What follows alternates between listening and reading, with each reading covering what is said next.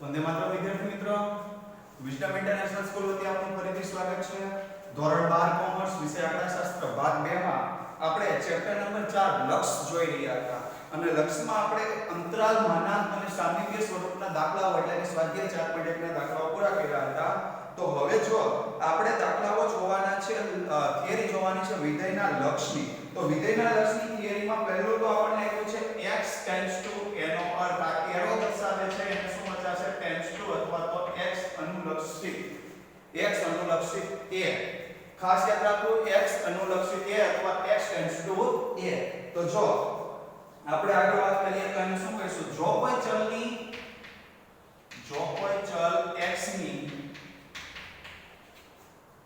કિંમત ઘટાડતા કે વધારતા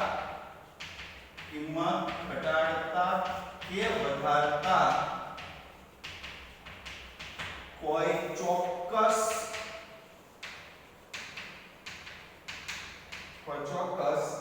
સંખ્યા એની ખૂબ જ નજીક લઈ જવામાં આવે, ખૂબ જ નજીક લાવવામાં આવે, લઈ જવામાં નહીં, લાવવામાં આવે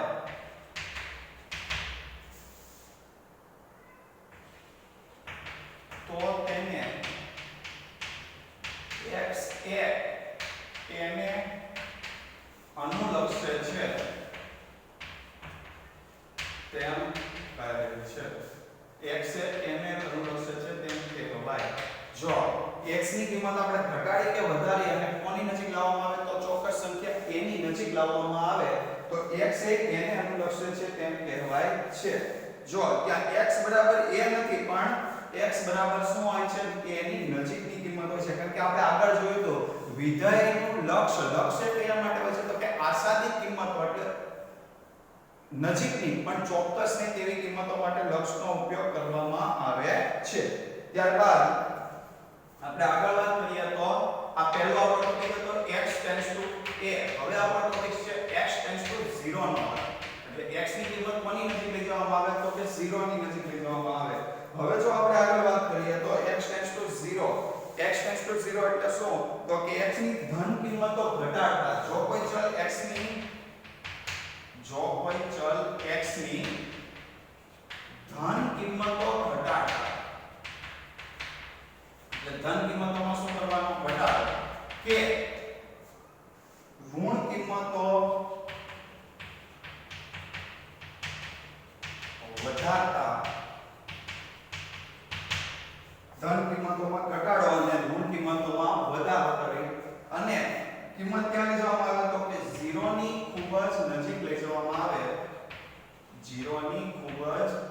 નજીક લઈ જવામાં આવે, લાવવામાં આવે તો x એ શૂન્યને અનુલક્ષે છે. x એ કોને અનુલક્ષે છે?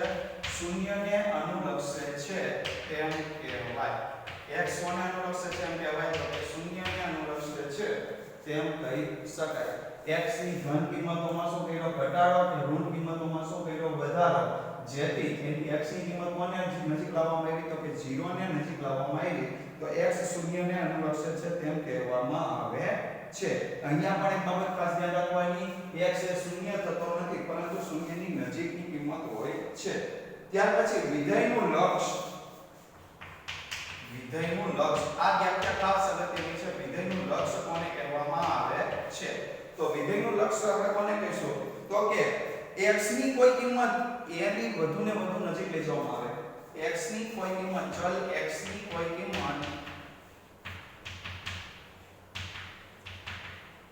a ની વધુને વધુ નજીક લઈ જવામાં આવે અથવા લાવવામાં આવે ત્યારે શું થાય છે, ત્યારે વિધેય fx ની કઈ કિંમત કોની નજીક જાય છે તો કોઈ l ની નજીક જાય છે. ત્યારે વિધેય fx ની કિંમત કોઈ નિશ્ચિત કિંમત L ની નજીક L ની વધુને વધુ નજીક જાય છે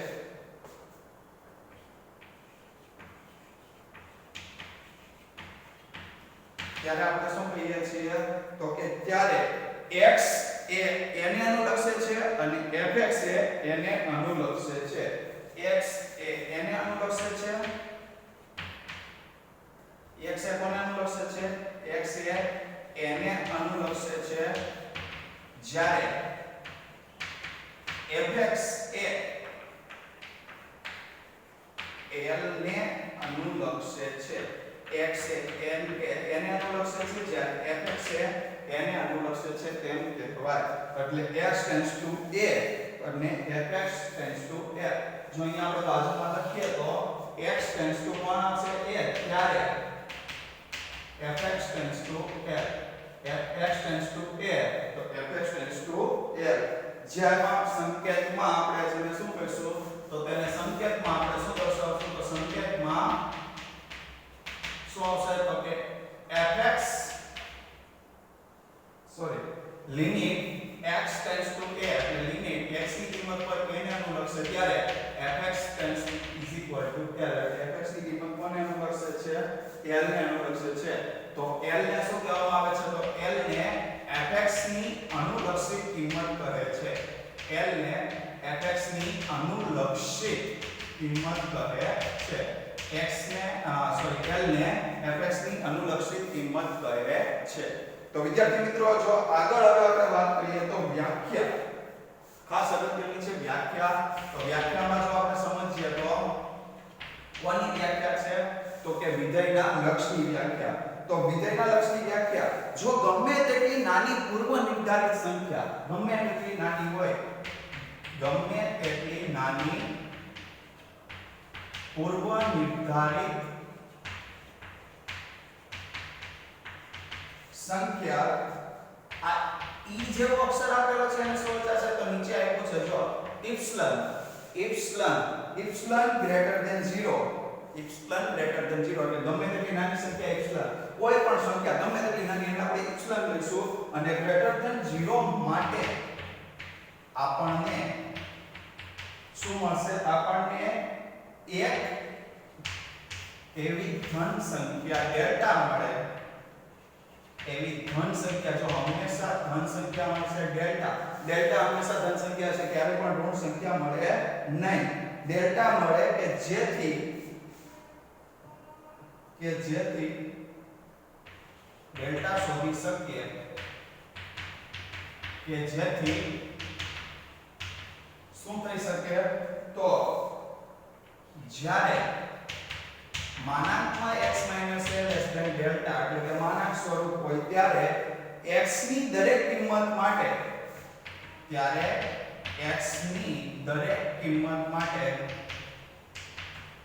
શું મળશે તો x ની દરેક કિંમત માટે માનાંકમાં fx - l કારણ કે x એને અનુલક્ષતું હતું fx l ને અનુલક્ષતું લેસ ધેન શું આવશે એપ્સિલન થાય ત્યારે x એને અનુલક્ષે છે થાય ત્યારે x એ એને અનુલક્ષે છે અને ત્યારે વિધેય fx નું લક્ષ કોણ ધરાવે છે l ત્યારે વિધેય fx એ લક્ષ l ધરાવે છે એટલે a કોને અનુલક્ષે છે x એ કોને અનુલક્ષે છે n એ ત્યારે વિધેય વિધેય fx એ l નું અનુલક્ષ ધરાવે છે તો વિદ્યાર્થી મિત્રો હવે કોષ્ટકની રીતે આપણને કેટલાક દાખલાઓ આપ્યા છે અને કોષ્ટકની રીતના દાખલાઓમાં આપણે પહેલો દાખલો ગણીએ તો કોષ્ટકની રીતે પ્રશ્ન 1 કોષ્ટકની રીતે કિંમતો મેળવો કોષ્ટકની રીતે કિંમતો મેળવવાનું કહ્યું છે જેમાં પહેલો દાખલો આપ્યો છે limit x → 1 2x + 1 limit x → 1 2x + 1 તો જો આગળ આપણે ઉદાહરણ મુજબ જ દાખલા ગણતા જઈએ તો દાખલા ઉદાહરણ મુજબ ગણીએ તો સૌપ્રથમ શું કરવાનું છે તો 3 ની ખૂબ નજીકની કિંમત તો x લઈ સોરી 1 ની ખૂબ નજીકની કિંમત આપણે શું લેવાનું x લઈ અને કોષ્ટક બનાવીશું x ની ખૂબ x ની સોરી 1 ની ખૂબ જ નજીકની કિંમતો x લઈ કોષ્ટક બનાવતા જો ધ્યાન આપો કોષ્ટક બનાવવાનું છે તો અહીંયા શું લેવાનું x fx x અને fx બે રીતે લેવાનું તો જો 1 ની પહેલી નજીકની કિંમત તો બે બાજુની લેવાની નાની અને મોટી બે તો નાની કિંમત આવશે 0.9 મોટી કિંમત આવશે 1.1 આપણે નજીકની કિંમત કર્યું છે બરોબર હવે જો એમાં બે આંકડા સુધી જઈએ તો 0.99 1.01 ત્રણ આંકડા સુધી જઈએ 0.999 1.001 ચાર આંકડા સુધી જઈએ તો 0.9999 1.0001 હવે જો આગળ આપણે આ ઇન્ફિનિટિવ એટલે કે આપણે જેટલા આંકડા લેતા જઈએ એટલું જ આગળ આપણને કિંમત મળતી જાય છે તો હવે જો આપણે લખીએ તો 0.9 અહીંયા x માં મૂકવાના 2x 1 માં 0.9 મૂકો એટલે 2 ગુણ્યા 0.9 બરાબર કેટલા થશે તો કે 1.8 વત્તા 1 1.8 વત્તા 1 કરી એટલે કેટલા થઈ જશે તો કે 2.8 0.99 મૂકો એટલે 1.98 વત્તા 1 એટલે 2.98 0.999 મૂકો એટલે 2.998 અને 0.9999 મૂકો એટલે 2.9998 એવી રીતે 1.1 ગુણ્યા 2 કરો એટલે 3.2 અને 3. સોરી 2.2 વત્તા 1 એટલે 3.2 3.02 3.002 અને 3.0002 આ રીતે આપણે શું મેળવી શકીએ છીએ કિંમત હવે તમે ધ્યાન આપો તો fx ની કિંમત કોની નજીક મળી છે તો કે 3 ની નજીક મળે છે એટલે x ની કિંમત 1 ની નજીક લેવામાં આવે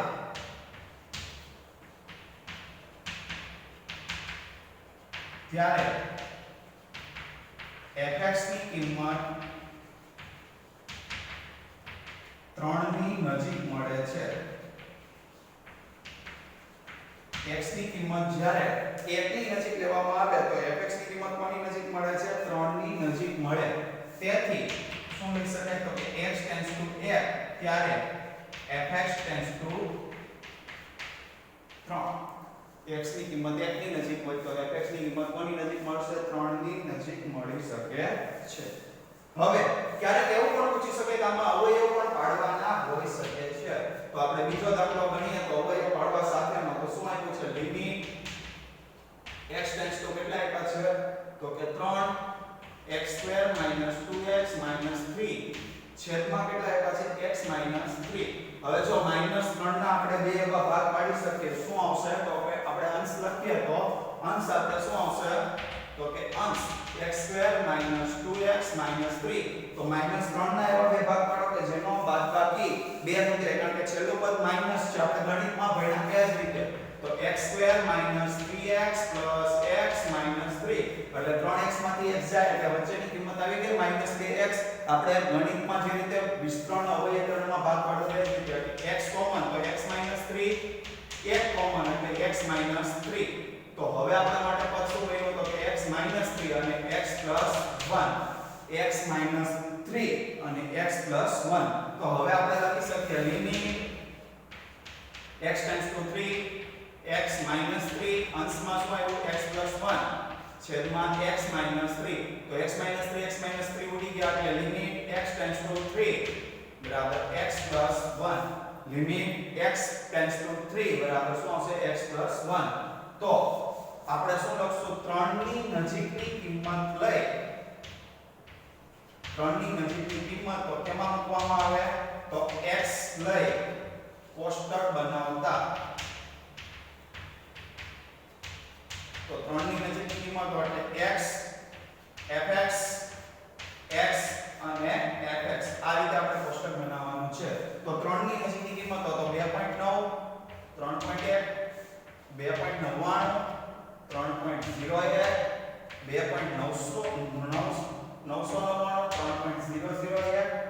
3.001 2.9999 3.0001 અને આ રીતે કિંમતો આપણી કેવી રહેશે ચાલુ રહેશે તો જો 2.9 વત્તા 1 કારણ કે x 1 છે એટલે શું થશે 3.9 3.99 3.999 3.9999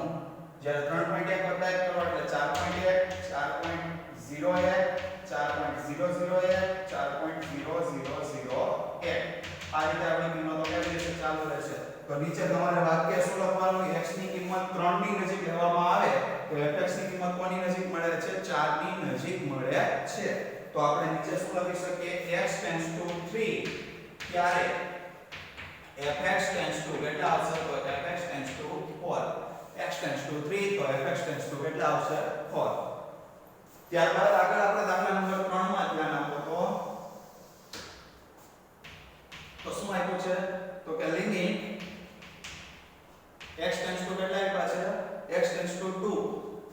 અને આગળ આપણને શું આપ્યું છે તો કે 2x² + 3x - 14 છેદમાં x - 2 હવે જો અહીંયા પણ છેદમાં x - 2 કા ઉપરના ભાગ પડે 14 * 28 ને એવા ભાગ કે જેની બાદબાકી 3 થતી હોય કારણ કે પહેલા અને છેલ્લા ભાગનો ગુણાકાર 14 * 28 તો 7 ચોક 28 થઈ શકે અને 7 - 4 એટલે 3 થઈ શકે તો અંશ આપણે લખીએ તો અંશ શું આવશે તો કે 2x² + 3x - 14 બરાબર 2x² + 7x - 4x - 14 તો x કોમન કાઢીએ તો 2x + 7 -2 કોમન કાઢીએ તો 2x + 7 બરાબર આપણા માટે પહેલું પદ શું આવશે તો કે 2x + 7 બીજું પદ શું આવશે x - 2 તો હવે આપણે લખીએ તો લિમિટ x → 2 2x + 7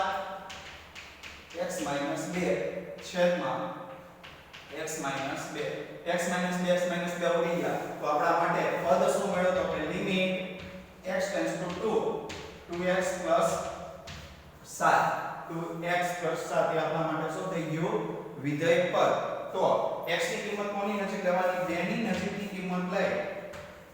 2 ની નજીકની કિંમતો લઈ 2 ની નજીકની કિંમતો x લઈ કોષ્ટક બનાવતા તો જો કોષ્ટક આપણે બનાવીએ તો શું કોષ્ટક બનશે તો x સાથે શું આવશે fx x સાથે fx તો પહેલી કિંમત આવશે 2 ની નજીકની 1.9 2.1 1.99 2.01 1.999 2.001 અને 1.9999 2.0001 હવે જો fx ની કિંમત આપણે મેળવવાની છે કોના આધારે તો કે ix ના આધારે તો 2 * 1.9 એટલે કેટલા થશે 3.8 + 7 એટલે 10.8 બીજામાં 10.98 ત્રીજામાં કેટલા થશે તો કે